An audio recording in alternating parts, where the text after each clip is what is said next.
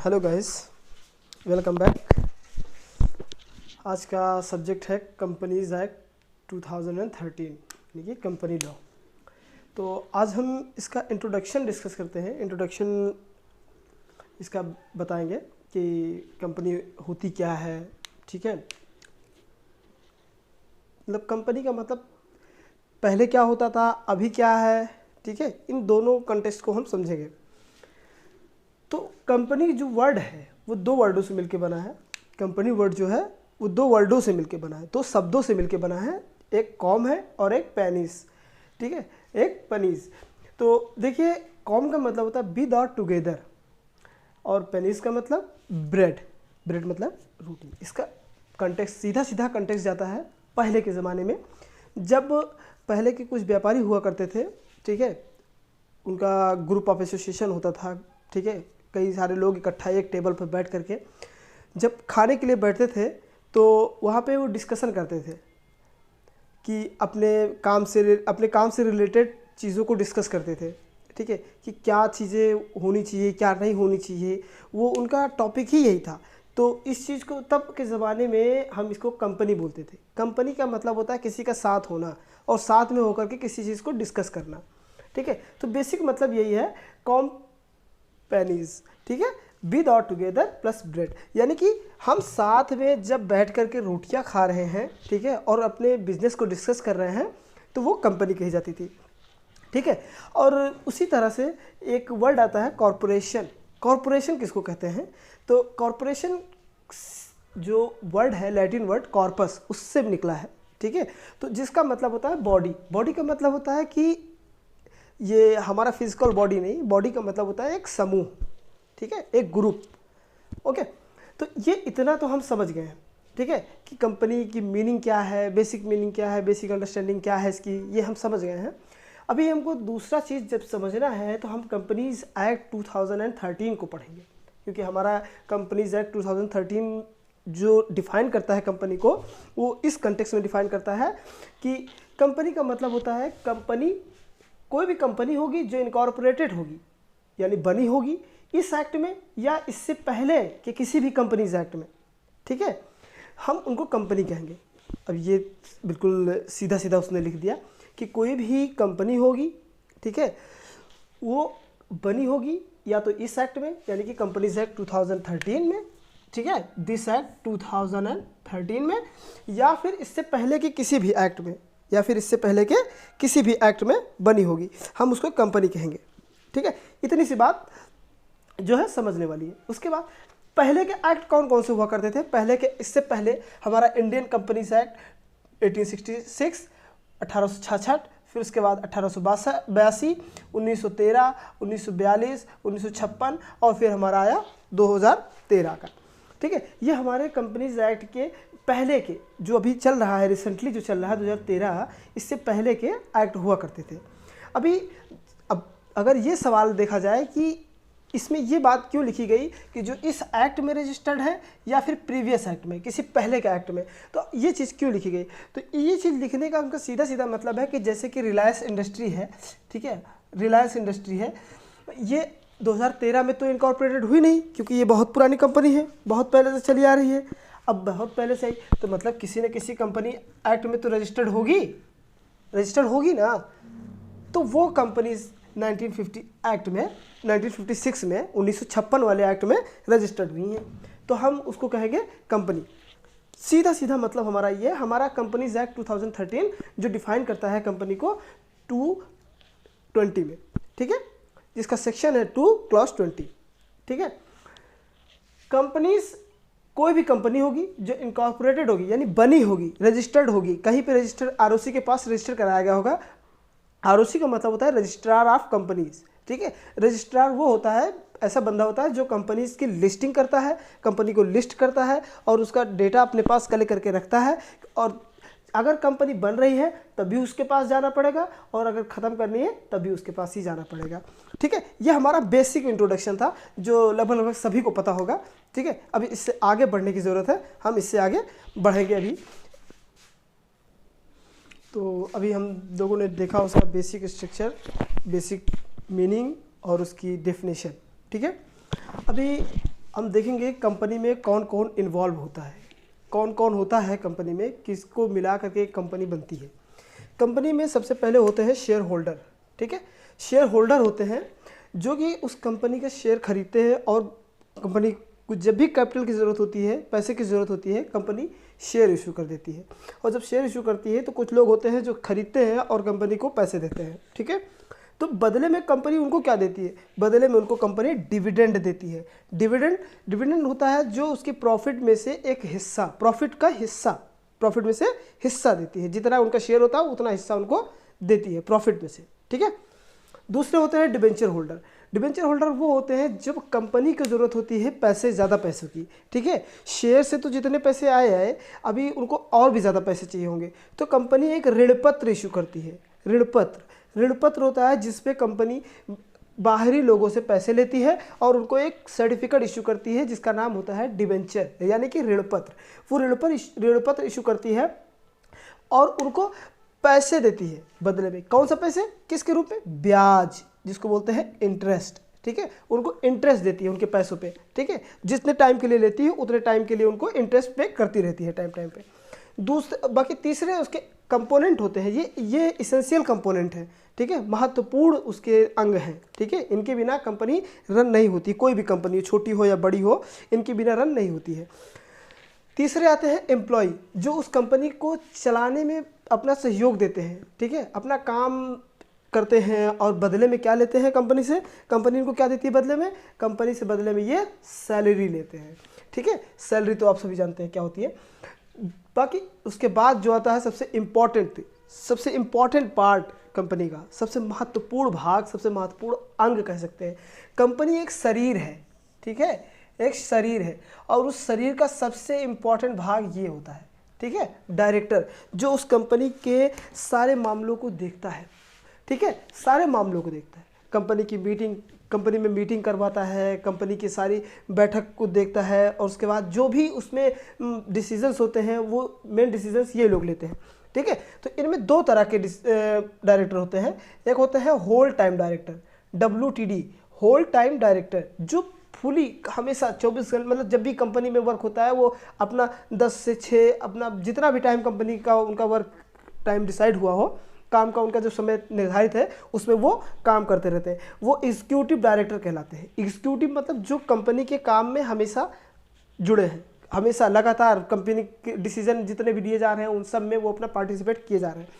इनको कंपनी देती है क्या, सैलरी, ठीक है, इनको कंपनी हर महीने की सैलरी देती है। और दूसरे होते हैं part time director. Part time director वो डायरेक्टर होते हैं जो कभी कंपनी में आते तो मतलब लगातार कंपनी के साथ जुड़े तो रहते नहीं हैं, कंपनी के साथ नहीं जुड़े रहते हैं, लेकिन कंपनी के लिए वो तब आते हैं जब इनकी ज़रूरत होती है। कोई ऐसी मीटिंग हुई, जैसे कोई मीटिंग बहुत इंपॉर्टेंट है जिसमें सारे डायरेक्टर्स को आने हैं, पार्ट टाइम होल टाइम सबको बैठना है, सबको शामिल होना है उसमें, तो ये आते हैं। इनको बोला जाता है non executive director. Non executive जो हमेशा कंपनी के साथ, हमेशा कंपनी में रह के काम नहीं करते हैं, वो कंपनी से बाहर रहते हैं, ठीक है, लेकिन कंपनी को जब ज़रूरत होती है कि जब मीटिंग होती है तो वो उनमें आ जाते हैं। इनको कंपनी हर सिटिंग की फ़ी देती है। सिटिंग फ़ी मतलब होता है कि जैसे आप जितनी मीटिंग अटेंड करोगे उतने मीटिंग के आपको पैसे मिलेंगे, ठीक है। और लास्ट वन होते हैं एजेंट। ये एजेंट होते हैं, इनको मिलता है कमीशन, ठीक है, एजेंट होते हैं, इनको मिलता है कमीशन, ठीक है। इतना समझ में आ गया आपको। अब चलते हैं आगे। अब कंपनी की हम लोगों ने डेफिनेशन पढ़ा, कंपनी की बेसिक मीनिंग समझी कि कंपनी दो शब्दों से मिलके बना हुआ है, कॉम प्लस पेनीज, जिसका मतलब होता है टू बी और टुगेदर या फिर ब्रेड, ठीक है।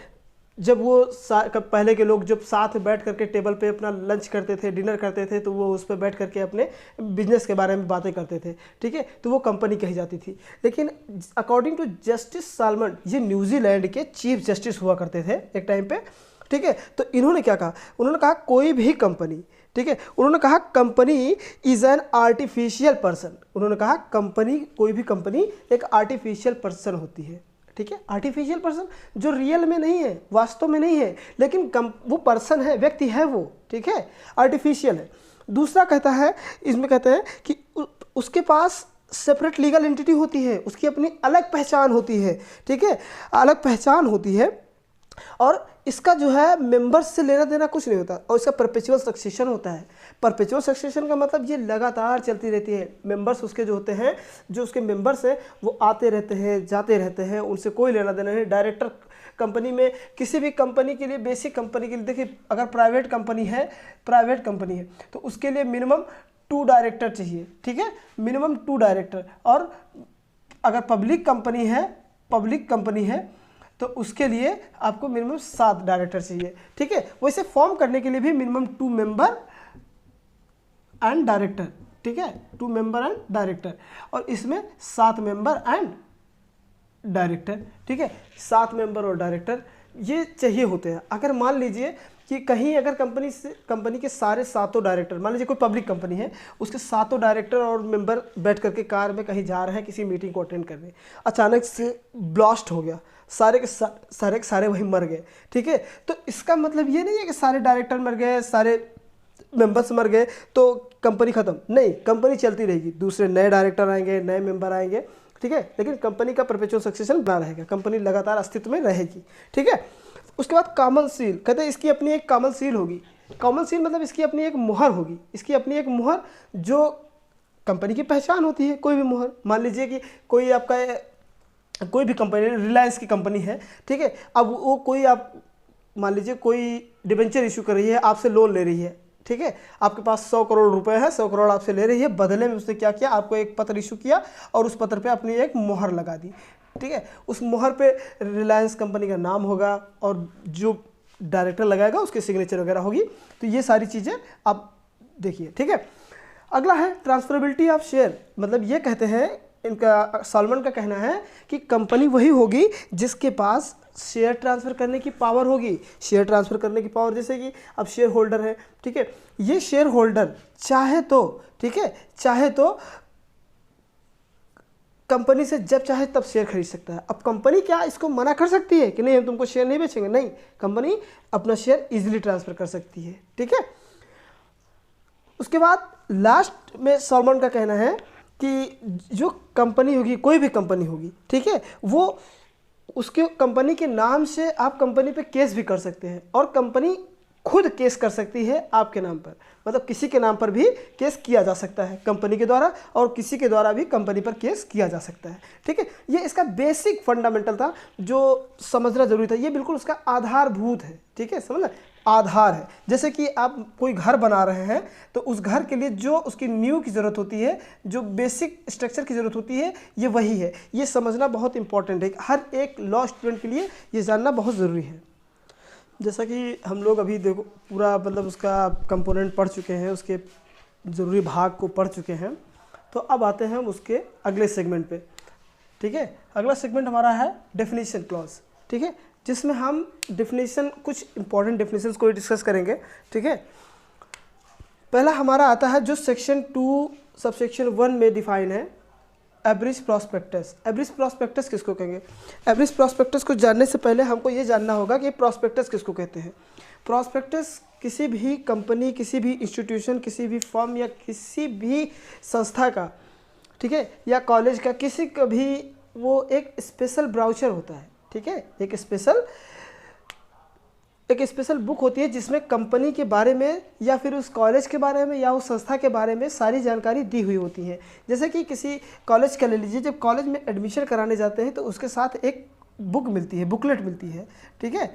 उस बुकलेट में कंपनी के सारे, मतलब कौन से ड्रेसेस पहनने हैं, कौन सी क्लासेस चलेंगी, कौन से क्लासेस कहाँ चलेंगी, कितने टीचर्स हैं, क्या है, पूरा सब कुछ मेंशन होता है, पूरा उसका हिस्टोरिकल बैकग्राउंड उसमें जिसके कह सकते हो, उसका पूरा इतिहास उसमें होता है। इतिहास होता है, प्रेजेंट भी होता है, फ्यूचर भी होता है, ठीक है, वर्तमान भविष्य सब उसमें लिखा होता है, ठीक है। तो वो होता है प्रॉस्पेक्टस। अब एवरेज प्रॉस्पेक्टस किसको कहेंगे? तो हम पहले ये समझेंगे कि एवरेज प्रॉस्पेक्टस कहते किसको हैं, ठीक है। एवरेज प्रॉस्पेक्टस में memorandum containing salient features of the prospectus, कहते हैं कि किसी भी कंपनी का जो मेमोरेंडम ऑफ एसोसिएशन होता है, मेमोरेंडम ऑफ एसोसिएशन किसी कंपनी का एक एज अ कॉन्स्टिट्यूशन होता है, एज अ चार्टर होता है, ठीक है। उस कंपनी का संविधान होता है वो उसी के मुताबिक चलती है जो मेमोरेंडम में लिखा होगा।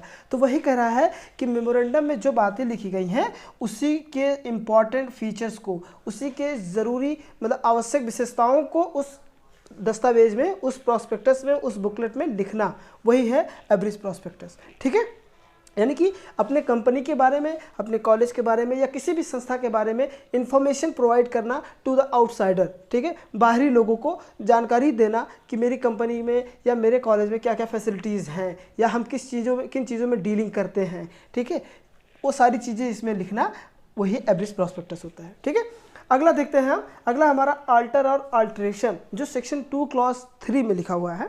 ठीक है, सब सेक्शन 3 में लिखा हुआ है, जिसमें अल्टर का मतलब होता है किसी चीज़ में चेंज करना। ठीक है, देखो एडिशन, ओमिशन या सब्सटीट्यूशन।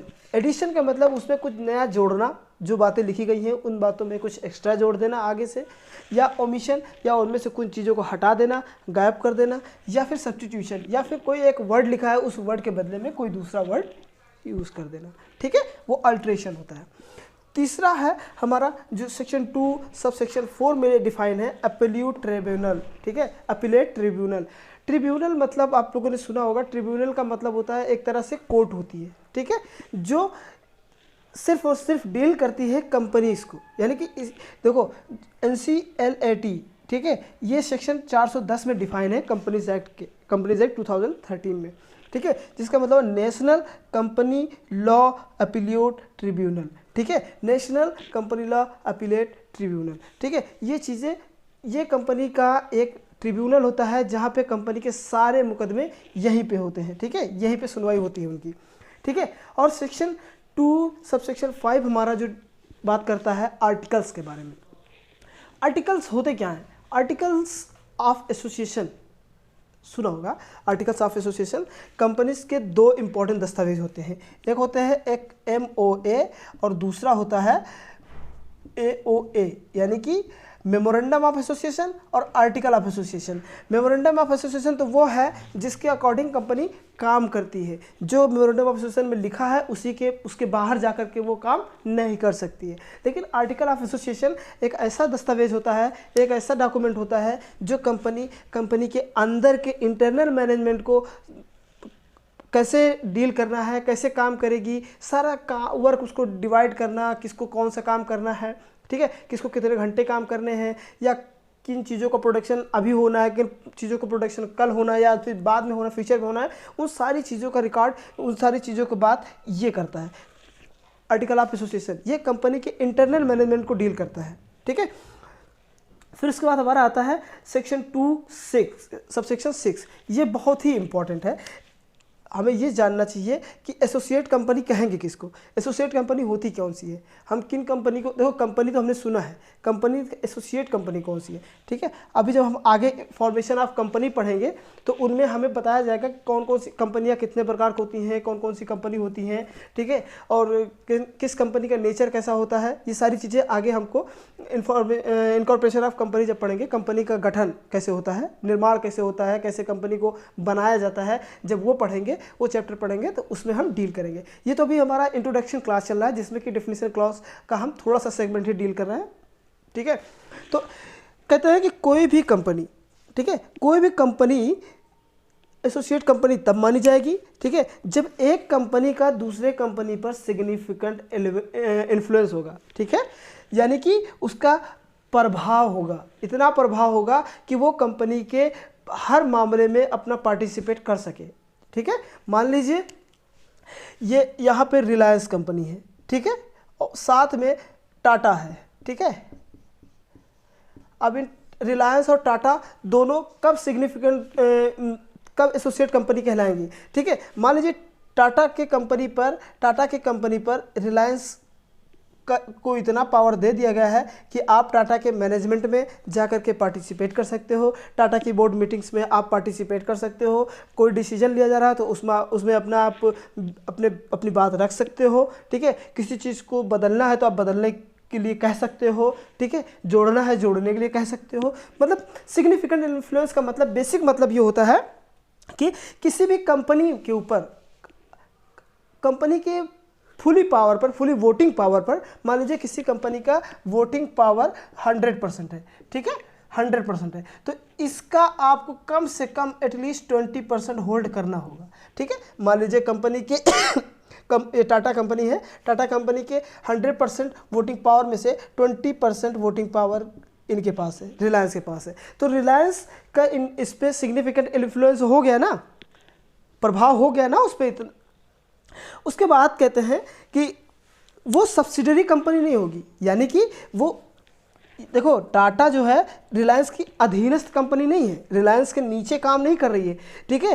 रिलायंस, टाटा का अपना अलग स्टेटस है, इनका अलग स्टेटस है, लेकिन इन टाटा के शेयर में से 20% शेयर रिलायंस ने होल्ड कर लिए हैं, ठीक है। 20% वोटिंग पावर, सॉरी शेयर नहीं, वोटिंग पावर 20% रिलायंस ने ले लिए हैं। तो अब रिलायंस के पास पावर है कि वो उसके आंतरिक मामलों में कोई बैठक हो रही है, कोई मीटिंग हो रही है, उसमें जाकर के पार्टिसिपेट कर सकते हैं। किसी को अपॉइंट करना हो तो भी उसमें सजेशन दे सकते हैं, किसी को निकालना हो उसमें अपने सजेशन दे सकते हैं, ठीक है।